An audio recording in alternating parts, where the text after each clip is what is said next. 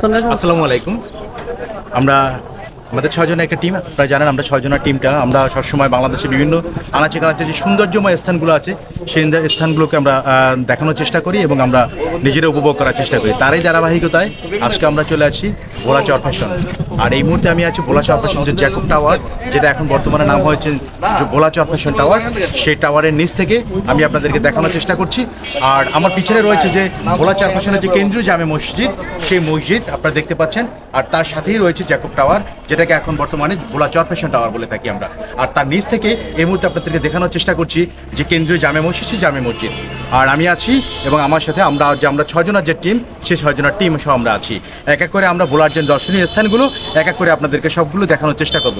সে পর্যন্ত আমাদের সাথে থাকবেন এবং নেক্সট যে সুন্দর জায়গাটির অপেক্ষায় আমাদের সঙ্গে থাকবেন। এটা ঐতিহ্যবাহী সেই জ্যাকেট টাওয়ার, যেটা এখন বর্তমানে চর ফ্যাশন টাওয়ার নামে পরিচিত। এখানে আমরা আসছি মূলত 6 জন। এই যে আমার 6 জনের একটা টিম, আমরা আসছি এখানে।